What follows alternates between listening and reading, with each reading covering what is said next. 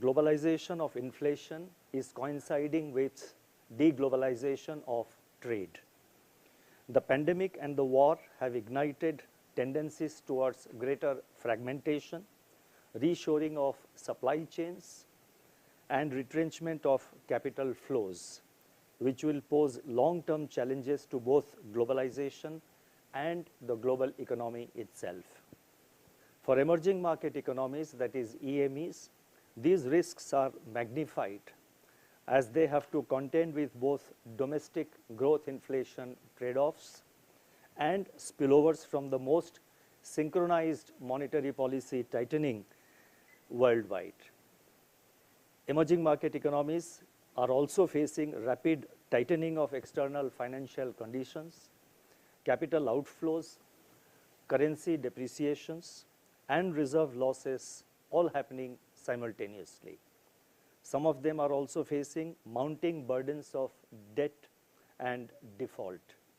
Elevated food and energy prices and shortages are rendering their populations vulnerability to insecurity of livelihood. The Indian economy has naturally been impacted by the global economic situation. We have been grappling with the problem of high inflation. Financial markets have remained uneasy despite intermittent corrections. We have witnessed large portfolio outflows to the tune of US dollar 13.3 billion. I repeat, 13.3 billion during the current financial year so far, that is till 3rd of August, that is till 2 days ago. Nevertheless, with strong and resilient fundamentals, India is expected to be amongst the fastest growing economies during the financial year 22-23, according to the projections of the IMF, with signs of inflation moderating over the course of the current year. Export of goods and services, together with remittances, are expected to keep the current account deficit within sustainable limits. The decline in external debt to GDP ratio, net international investment position to GDP ratio, and debt service ratio during 21-22 impart greater resilience against external shocks.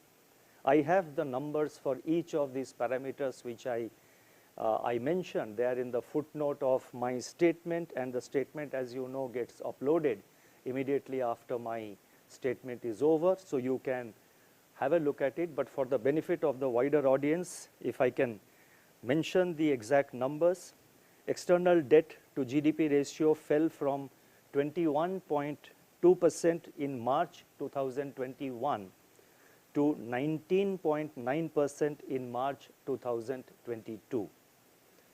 Net international investment position to GDP ratio, that is net claims of non-residents, improved from minus 13.2% to 11.6% over the same time period.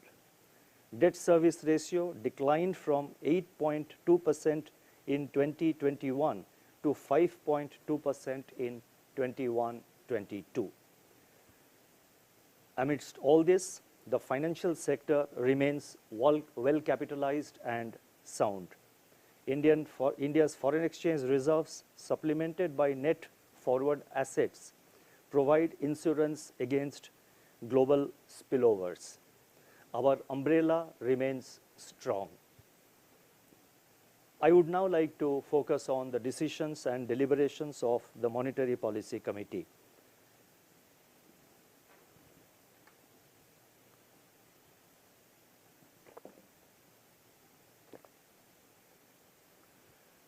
Against this background, the Monetary Policy Committee, that is MPC, met on 3rd to 5th August and reviewed the macroeconomic situation and its outlook. The MPC decided unanimously to increase the policy repo rate by 50 basis points, 50 basis points to 5.4% with immediate effect.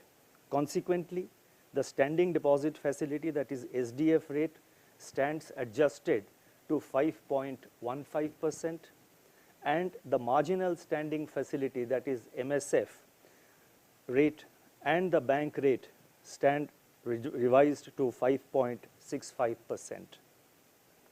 The MPC also decided to remain focused on withdrawal of accommodation to ensure that inflation remains within the target going forward while supporting growth. Let me now dwell briefly on the MPC's rationale for its decision on the policy rate and the stance. Against the prevailing adverse global environment, the MPC noted that domestic economic activity is resilient and progressing broadly along the lines of the June resolution of the MPC. Consumer price inflation has eased from its surge in April, but remains uncomfortably high and above the upper threshold of the target, that is 6%.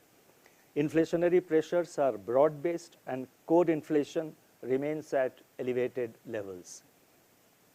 The volatility in global financial markets is impinging upon domestic financial markets, including the currency market, thereby leading to imported inflation.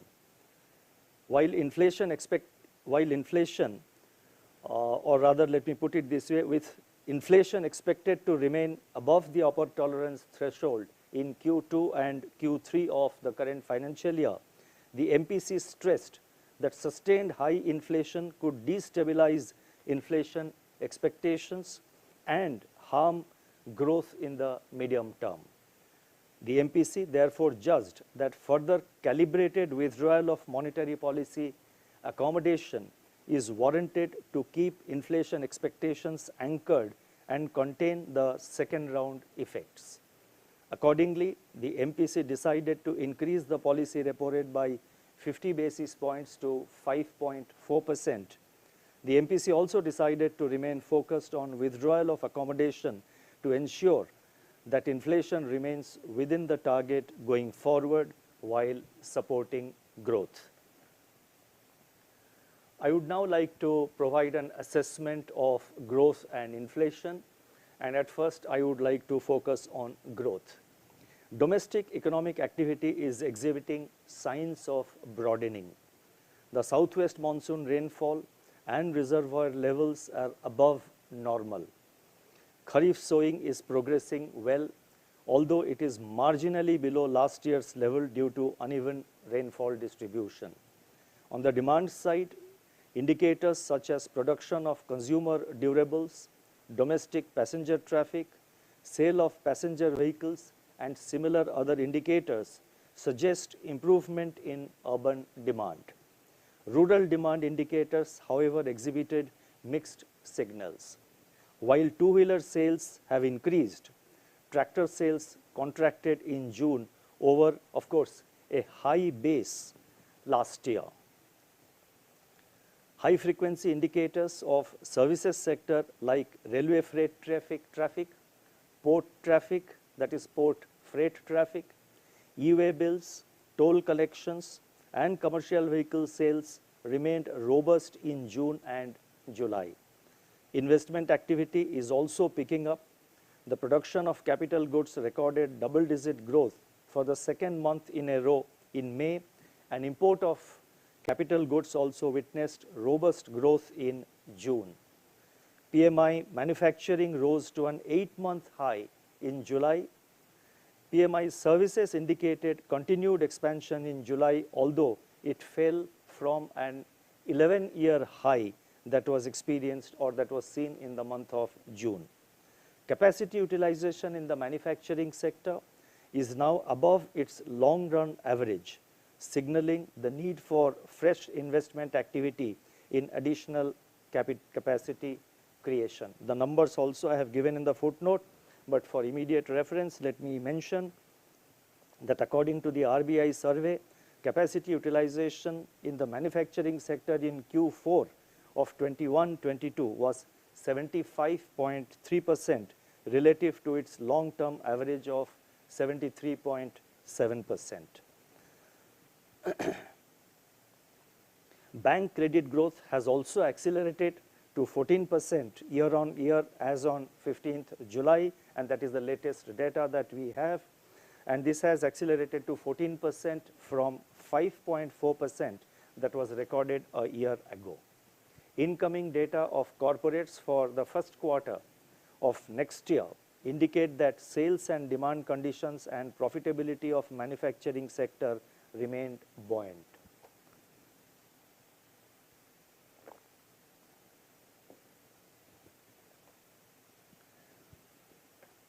Looking ahead, a good progress of the southwest monsoon and kharif sowing would support rural consumption.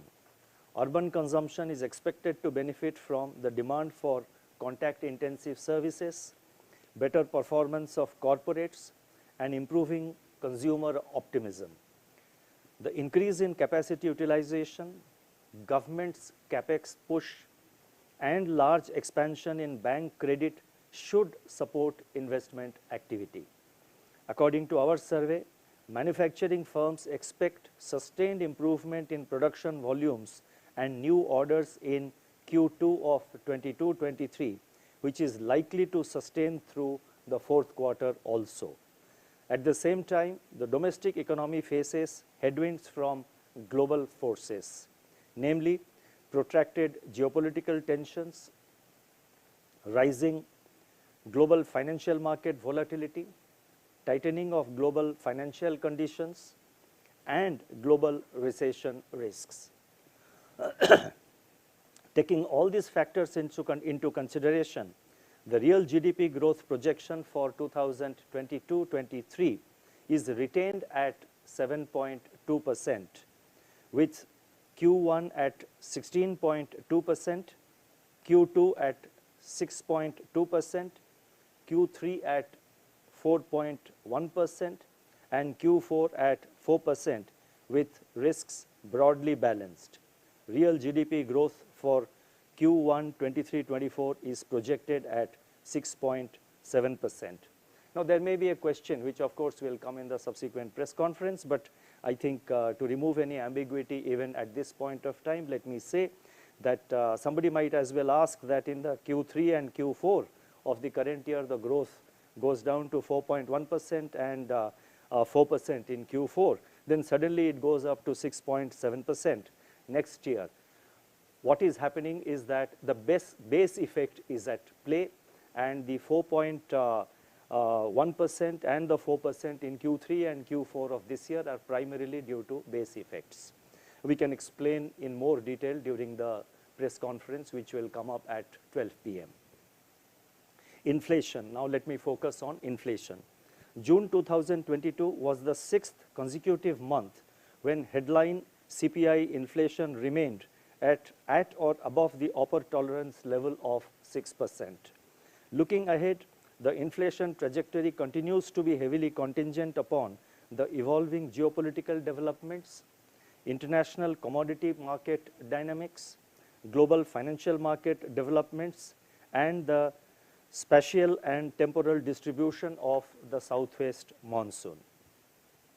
Since the last MPC meeting, however, there has been some let-up in global commodity prices, particularly in the prices of industrial metals, and also some softening in global food prices.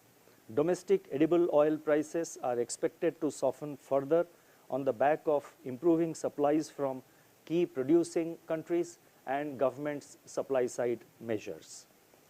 The resumption of wheat supply from the Black Sea region, which happened a couple of days ago, if it sustains, could help to temper international prices of wheat. Supply chain pressures, though elevated, are on an easing trajectory. Further, the advance of the southwest monsoon is by and large on track, and kharif sowing has picked up in recent weeks. The shortfall in kharif sowing of paddy, however, needs to be watched closely, although the huge buffer stocks that are available are, will provide some kind of moderating impact on possible inflation. Household inflation expectations have eased, but they still remain elevated. Incidence of unseasonal and excessive rainfall, if any, can impact food prices, especially the prices of vegetables. Greater transmission of input cost pressures to selling prices across manufacturing and services sectors may also create fresh price pressures. Moreover, persistently elevated cost of living conditions could translate to higher wages and further price increases, especially if pricing power of firms strengthen. Taking into account these factors and on the assumption of a normal monsoon in 2022 and average crude oil price, that is Indian basket, of $105 per barrel, inflation is projected at 6.7% in 2022-23, that is the current year, with Q2 at 7.1%, Q3 at 6.4%, and Q4 at 5.8%, with risks evenly balanced. CPI inflation for the first quarter of next financial year 2023-24 is projected at 5%. The inflation trajectory is now poised at a decisive point. While there are incipient signs of a confluence of factors that could lead to further softening of domestic inflationary pressures, there remain significant uncertainties.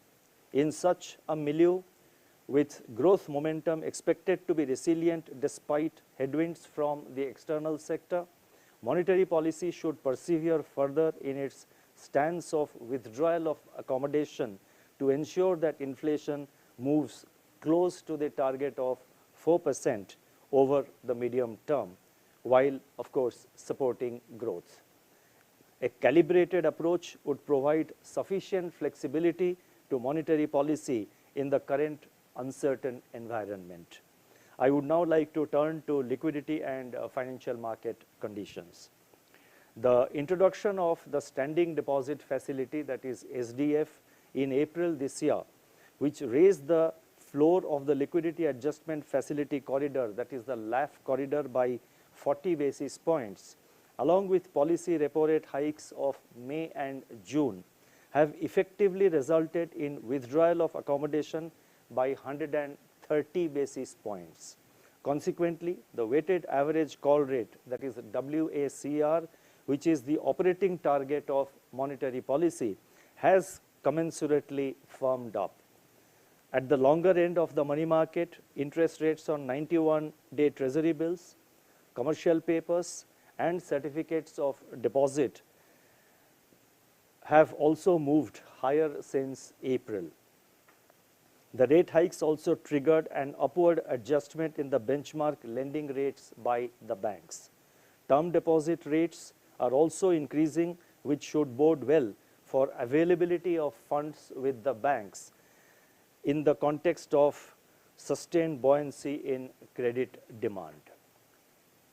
Surplus liquidity in the banking system, as reflected in average daily absorptions under the LAF, both SDF and variable rate reverse repo auctions put together, moderated to 3.8 lakh crore rupees during June-July this year against 6.7 lakh crore rupees during April and May. In other words, what I am saying is that thanks to the efforts taken by the RBI to undertake the SDF measure, the VRRR measures, which you are familiar with, the surplus liquidity in the banking system has come down from rupees 6.7 lakh crore in April-May to 3.8 lakh crore rupees during June-July this year.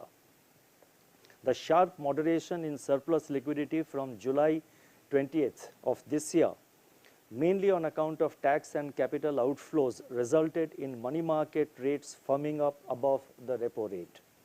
To alleviate the liquidity stress, the RBI conducted a variable rate repo auction of rupees 50,000 crore of 3 days maturity on July 26th.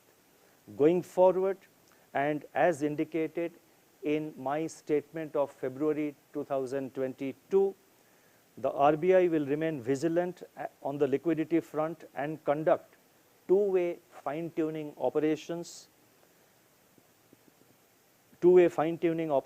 as and when warranted. And the two-way fine-tuning operations will mainly be variable rate repo operation, that is VRR operations, and variable rate reverse repo operations, that is VRRR operations. In other words, we will do fine-tuning operations in both directions depending on the evolving and the prevailing liquidity situation. And these will be of different tenors depending on the evolving liquidity and the financial conditions.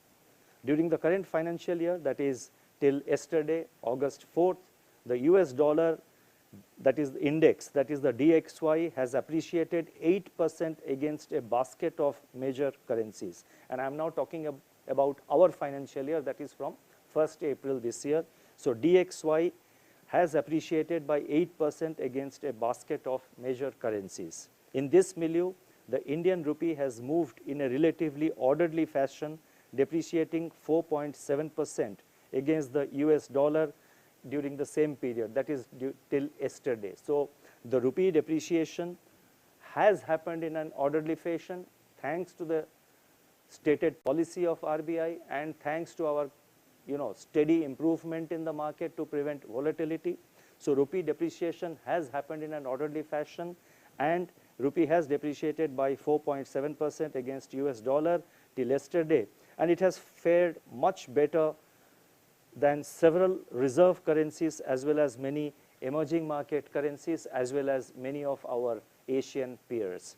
And as I started reading this statement, the rupee since this morning has appreciated, and I think the depreciation, instead of being 4.7%, would be a little lower, but we have to of course wait till the end of the day, and it is a continuing process that goes on.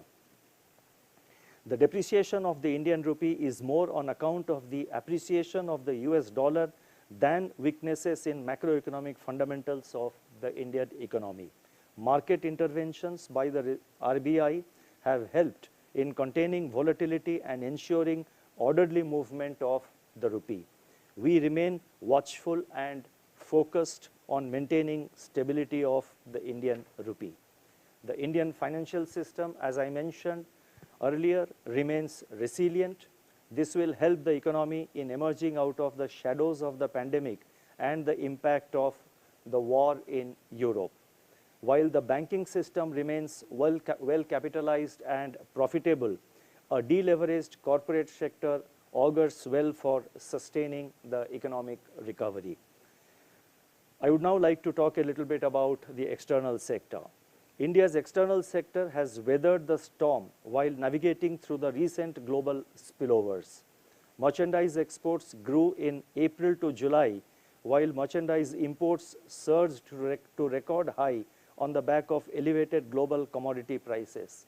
Consequently, the merchandise trade deficit expanded to US $100 billion in April to July this year. Provisional data, however, indicate that demand for service exports, that is services exports, especially in IT services, remained buoyant in the first quarter despite global uncertainty. Exports of travel and transport services also improved in the first quarter of this year on a year-on-year basis. From the external financing perspective, net foreign direct investments, that is FDI, at 13.6 billion US dollars in first quarter of the current financial year was robust as compared to 11.6 billion in first quarter of last year. So FDI inflows have improved from 11.6 billion US dollars in the first quarter of last year to 13.6 billion US dollars in the first quarter of the current financial year. Foreign portfolio investment, after remaining in exit mode during the first quarter, that is Q1 22-23, turned positive in July this year, that is July 2022. Along with several other measures undertaken in July, the Reserve Bank has also used its foreign exchange reserves accumulated over the years to curb volatility in the exchange rate. Despite the resultant drawdown from our reserves, India's foreign exchange reserves remain the fourth largest globally. I shall now announce certain additional measures, the details of which are set out in the Statement on Development and Regulatory Policies, which form the Part B of the MPC statement, which will be uploaded in the website immediately after my statement is over. The additional measures are as follows. The first set of measures relate to regulatory measures, and that relates to standalone primary dealers or SPDs. Standalone primary dealers, that is SPDs, have played an important role in the development of financial markets in India. Considering their potential in further facilitating financial market development, the following two measures are being announced for the standalone primary dealers.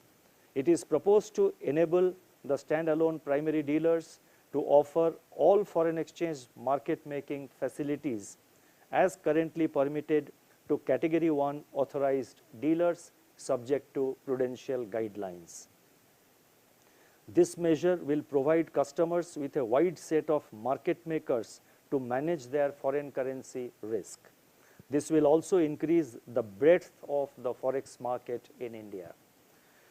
The second measure in respect of the standalone primary dealers is that we have decided to permit standalone primary dealers to undertake transactions in offshore rupee overnight indexed swap market, that is rupee OIS market, with non-residents and other market makers. This measure will supplement a similar measure announced in February this year for the banks.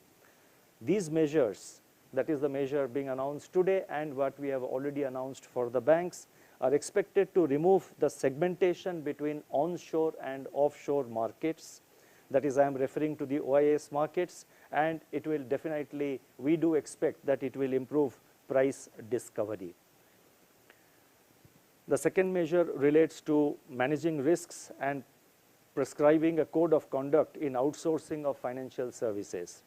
The Reserve Bank has from time to time issued guidelines on managing risks in outsourcing of certain activities by the regulated entities.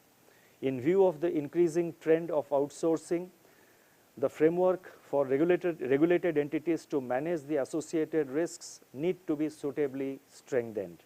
Therefore, to harmonize and consolidate the extant guidelines, a draft master direction on managing risks and code of conduct in outsourcing of financial services will be issued shortly for comments from stakeholders. The next measure relates to the Bharat Bill Payment System, that is BBPS, for processing cross-border, processing cross-border inward bill payments. Let me now spell out what exactly it is. The Bharat Bill Payment System is an interoperable platform for standardized bill payments. This has transformed the bill payment experience for users in India. Over 20,000 billers are part of this system, and more than 8 crore transactions are processed on a monthly basis. It is now proposed to enable this system, that is the Bharat Bill Payment System, to accept cross-border inward bill payments. I repeat, cross-border inward bill payments. This will enable non-resident Indians, that is NRIs, to undertake bill payments for utility, education, and other such payments on behalf of their families in India. This measure will greatly benefit the senior citizens in particular. The next measure relates to the credit information companies. The Reserve Bank Integrated Ombudsman Scheme has improved, which was introduced last year. This has improved the customer's grievance redress mechanism. The turnaround time of grievance redress under the Reserve Bank's Integrated Ombudsman Scheme has declined considerably. In order to make this system more broad-based, it has been decided to include credit information companies, that is CICs, under the under this framework of integrated ombudsman scheme of the RBI. This will provide a cost-free alternative redress mechanism for grievances against credit information companies, that is CICs. Further, with a view to strengthen the internal grievance redress by the CICs themselves, it has been decided to mandate the CICs to have their own internal ombudsman framework. The next measure relates to setting up a committee on the MIBOR benchmark. The Reserve Bank has been taking measures to develop the interest rate derivative market in India. Such measures have led to diversification of the participant base and increased use of interest rate derivative instruments such as the Mumbai Interbank Overnight Rate, that is the MIBOR OIS contracts. In view of the recent international efforts to develop alternative benchmark rates, it is proposed to set up a committee to undertake an in-depth examination of the issues, including all relevant issues, including the need for transition to an alternative benchmark for MIBOR, and suggest the way forward. Now let me try and conclude. The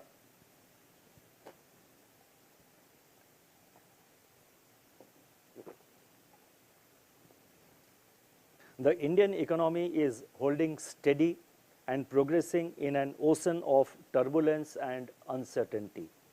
As we celebrate Azadi Ka Amrit Mahotsav, this is a moment of reckoning, reflection, and renewed resolve to work for the betterment of our economy.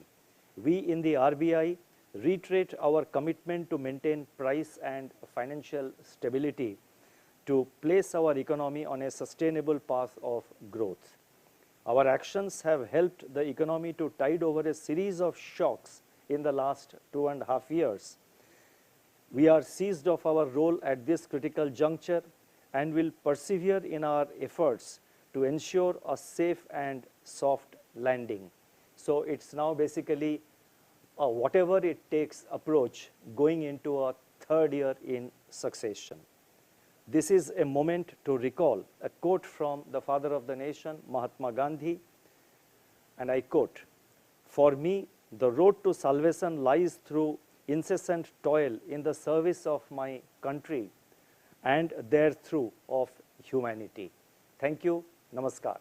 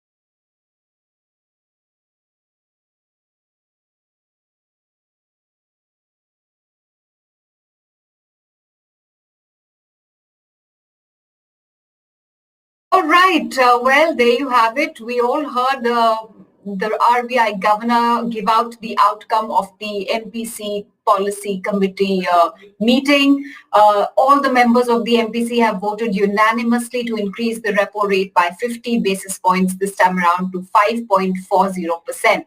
As far as the other big headline data points and commentary is concerned, there was FY23 GDP forecast, which was retained at 7.2%. It was unchanged. The average CPI forecast for FY23 also unchanged at 6.7%. There are a lot of interesting points that were highlighted by the governor as well. We will get to that during the course of this show. First, I want to bring on board my colleagues from Money Control, Santosh Nair as well as Ravi Krishnan. Guys, thank you so much for joining in to analyze what exactly was the commentary like. But first up, Santosh, I want to start with you.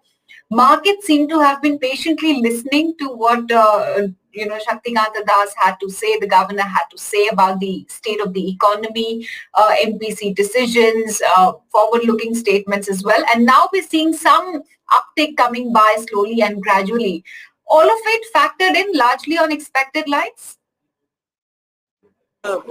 Inflation and GDP targets were, I guess, have been largely on expected line. One thing probably what the market would have been worried about was the tone. What would be the tone of the governor? And that it so far doesn't suggest that it's hawkish, at least not very patently hawkish. Yes, the governor has said that inflation is something that the RBI would be focusing on, but at the same time, if you look at some of the numbers he has mentioned there, which shows that the economic activity has been fairly resilient. Now remember, the market has been rallying for the last month or so, and there's been a lot of skepticism around whether this is sustainable. But if you look at how the economy is doing from what Shaktikanta Das has mentioned in his speech, it's evident that there are reasons for investors to be optimistic about the prospects of the economy. And my important takeaway would be the fact that he's mentioned about capacity utilization. It's mentioned that capacity utilization now stands at about around 73%, 75%, which is slightly higher than the long-term average, and this may call for investment in additional capacity. You've already seen many of the capital goods stocks doing well on expectations of higher capex, and now it seems to be justified. Yeah, in fact, he said investment activity is picking up. Manufacturing PMI data, we've all seen it was at an 8-month high. Capacity utilization in the manufacturing sector is above the long-term average. Some good data points coming in there, but I want to also talk about the banking space. We've all seen a good reaction on Nifty Bank as well last few minutes. Bank credit has accelerated to 14% year on year in mid-July this year. The governor also said that it's looking very buoyant as far as the credit demand is concerned. So is this a good time for banks and banking stocks, NBFCs as well, from a market standpoint, from an investor standpoint to look at? Well, banks that way are the best proxy on the economy, as market people say. So if you see the banks doing well, it automatically means that the economy is doing well. The slight worry at this point is that, will there be a steep rise in interest rates? So far, there are no indications, but as far as interest rates go, banking analysts will tell you that in the initial period, a slight increase in rates is good for banks and NBFCs because it improves their margin. But rates rising beyond a point will affect demand. So that is, it's delicately balanced at this point in time. For the near term, definitely the outlook on banks and NBFCs does look positive. Okay. Ravi, I want to come to you and, on our live feed as we're speaking, we're getting some comments, and the big question that has been recurring on the feed is repo high good news or bad news? So why don't you put that in perspective for us? It depends, right? I mean, if you are a home loan borrower and you will see your outgo increase, your EMI increase, then you might think it is bad news. But anyway, overall, I think it is good because, we know that, inflation is a really big problem if it continues at this kind of rate, above 7% for a long time. And it has an insidious effect on incomes. And the RBI is doing what it should to curb this inflation, bring down inflation expectations, and try to ensure this does not lead to a wage price spiral which was one of the risks that the governor mentioned in his speech, because he did say that if there is persistent cost of living, increases, that will translate into a higher rise in wages, which can then lead to a wage price spiral, and inflation can go out of control. So in that sense, I think 50 basis points was not really a surprise. If at all there was only a small surprise, I would think that they haven't shifted the policy stance to neutral. Yeah. It still reads the same as the last time, about focusing on withdrawal of accommodation along with supporting growth. So in that sense, just like the last few times, they are trying not to spook the market too much, despite a 50 basis point, despite sharp rate hikes. Yeah, and I think they have succeeded in it because the market is not perturbed at all or not reacting too much as well. In fact, if anything, there has been a good upside seen on Bank Nifty. But let's talk about the stance, withdrawal of accommodation. Now, when the Federal Reserve had announced a rate hike just a couple of weeks back, the markets were actually cheering the fact that there could be an easing of these or a tapering of this rate hike going forward. And that was something that everybody was talking about. And now here we are, as far as our central bank is concerned, which has still not changed the stance. There will be more withdrawal of accommodation. So should we expect more similar quantums of rate hikes in the coming cycles as well? See, given that, look at that inflation expectation readings, I mean, as in the inflation forecast, we are still looking at 5.8% for the fourth quarter, right, which is still above the RBI's medium-term target. And for almost 3 years now, consumer price inflation has been above the RBI's medium-term target. So, I would guess that, this is not the end of the rate hike cycle or anything. Yes, the tone was not distinctly hawkish, but at the same time, I would say that, we should be expecting more rate hikes because the RBI has not reached the terminal rate, at which the cycle, would be poised to turn. Okay. What about the status of our own currency? The governor said that it has happened, the depreciation of the rupee has happened in an orderly fashion, and we're better placed than several other economies and several other markets. But what do you think? I mean, for those who are looking at the rupee closely at this juncture, vis-a-vis the dollar, what lies ahead, and how is it likely to play out? See, it's very difficult to say what lies ahead. Okay, but one thing which the governor was correct was, it has not been a sharp decline like we witnessed during the 2013 taper tantrum, when the rupee decline was really sharp. This time it has been gradual. Okay, and I think as we have discussed earlier too, the dollar is strengthening against most of the world's major currencies. Right. If you look at the rupee versus the euro or the pound sterling, there has not been any, weakening at all.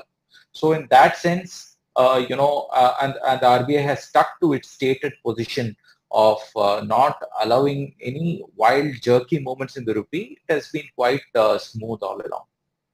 Okay. Santosh, I want to rope you in. If we look at the portfolio outflows, the figure that was announced today was $13.3 billion in FY23 so far till August 3rd. July, of course, had been a relatively softer month as far as the outflow is concerned.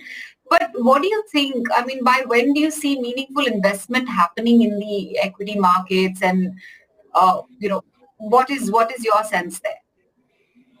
Well, again, Karina, it's been a divergent trend till last month, end of last month. What you had been seeing is foreign portfolio investors pulling out and domestic investors continuously buying stocks. Now, foreign portfolio investors have turned positive, and you've seen domestic institutional investors actually going slow or even pulling out for that matter. Yeah. So very early to say at this point, because FIs had been selling for quite some time now, and while market is taking heart from the fact that they have turned buyers, unless you see this trend persist for some time, it'll still be very early to say if we are going to see FIs continuing to keep up with the purchases the way they have been doing so far. But one thing is that inflows into SIPs, that most likely will continue to remain strong. So that should be a good cushion for the market, even if, let's say, FIs resume selling once again. Domestic liquidity at this point in time appears to be fairly strong, but that's also because the market has not corrected much. Again, hard to say what happens if the market again falls or sees a lot of volatility as it has over the last couple of months. If you look at the number of demat account openings and also the number of brokerage account openings, that has slowed down a bit. So the incremental money flows that come from direct investment into equities by retail investors, that is seeing a bit of a slowdown, but you'll see fair bit of money continue to come in through the SIP. Okay. Santosh, I think you wanted to also ask something to Ravi, so why don't you take it across to him? Well, Ravi, here's a question. We are seeing again some bit of divergence here. The RBI is not as hawkish as the Fed or even BOE for that matter. So what happens if the Fed and BOE continue to tighten aggressively, they hike interest rate? What kind of implication that has for our currency? Because if interest rates abroad are much higher, obviously there will be some bit of portfolios. Now, if inflation is not very high here at this point in time, but interest rates in other economies are very high. So what then, is the RBI's choice? How could that possibly influence RBI's decision? I think that, what happens if the interest rate differential between a developed market like the US and India, if it narrows, it makes emerging market assets less attractive for foreign investors, right? Because the risk-free rate, if you consider the US Treasury as a risk-free rate, is pretty high and there is not much of a premium. So therefore, there'll be spillover effects. We will see that there might not be much of foreign portfolio inflows. We might see outflows, and that could all have a bearing on the rupee.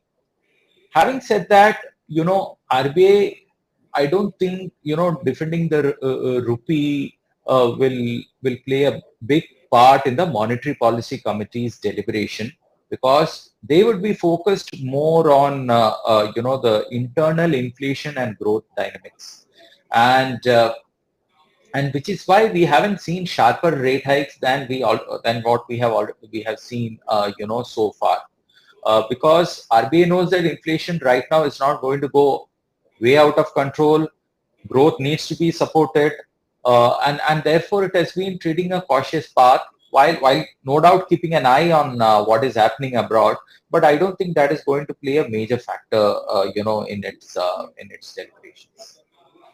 Well, thanks, Ravi, for that. Ravi, I also wanted to, from a retail investor standpoint or a lay person standpoint who wants to understand, because RBI has hiked this 50 basis points rate to 5.40%. It's the highest level since 2019. So for those people who are reading all these numbers, headlines, etc., what does it mean for them? Because how does things change for a borrower or a bank or a depositor, even for that matter? Well, obviously, bank will raise deposits. See what is happening. Credit growth, is at 14%. It is increasing. Okay.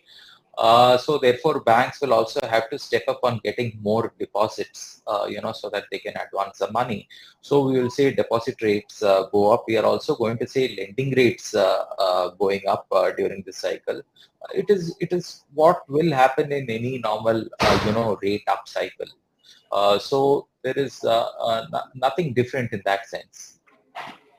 Okay. Santosh, once again, from a market standpoint, when the governor says that domestic economic activity is resilient, investment is picking up. So, from a market standpoint, I mean, how should we read into this, and what are the pockets of economy? You said banks definitely are a good proxy for the economy play. But what else are the pockets that one can look at to track how things are and whether or not they want to invest there? Well, I think apart from banks at this point in time, one has to look, I would say that probably the commodity stocks, Okay. outlook doesn't seem to be very, very positive at this point in time in terms of prices, but then the stocks have corrected far in excess and you're seeing some bit of reversion to mean there. You saw it in the case of a few stocks. Probably that is one area maybe investors could look at strategic bets, not really long-term bets, because the outlook on the commodity cycle is not as bullish as it was a few months back. Having said that, the price correction has been far more severe, so probably you could see some pockets of opportunity out there. Okay. Ravi, what was the biggest takeaway for you? Because largely, in terms of projections, it was a status quo. In terms of rate hike as well, 50 bips was largely anticipated. What was the big takeaway for you this time around? The fact that the governor is not sounding as hawkish as one would have expected, and that they are continuing to trying to do a balancing act. Okay, trying to ensure that growth does not get affected too much, while also keeping an eye on inflation. I guess that would be the biggest takeaway. How about you, Santosh? What is it that markets, perhaps have picked up on the most? Well, I mentioned that earlier also, the improvement in capacity utilization, that is something that will definitely cheer the market, considering that there are,